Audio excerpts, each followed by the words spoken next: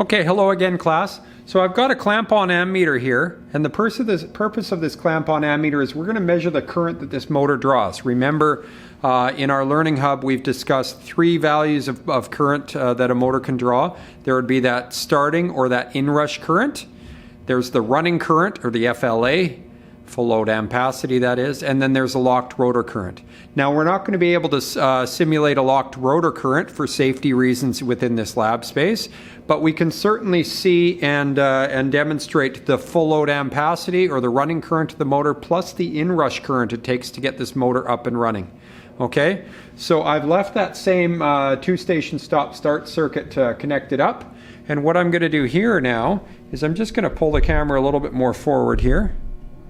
I'm going to clamp this clamp-on ammeter around this one single phase of the conductors, okay? And I'm going to maybe zoom in a little bit on that meter so we can see it a bit better.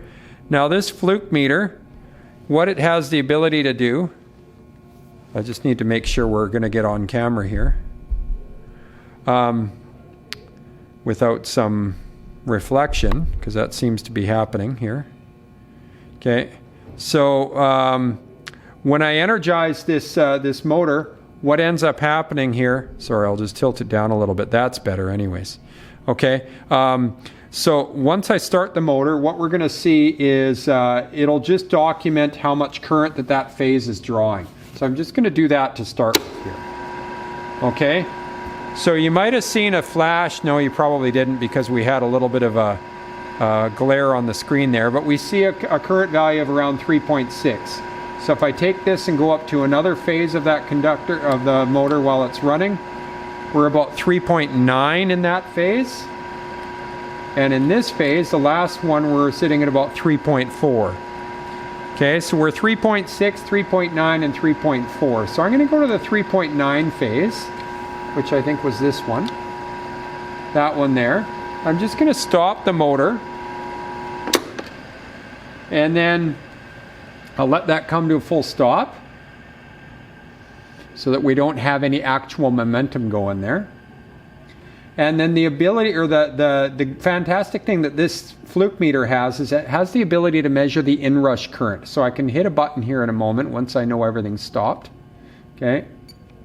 And now it's sitting in an inrush mode. So now we will be able to capture the inrush current, and it will lock in and let us know how much that motor is actually drawing in an inrush state.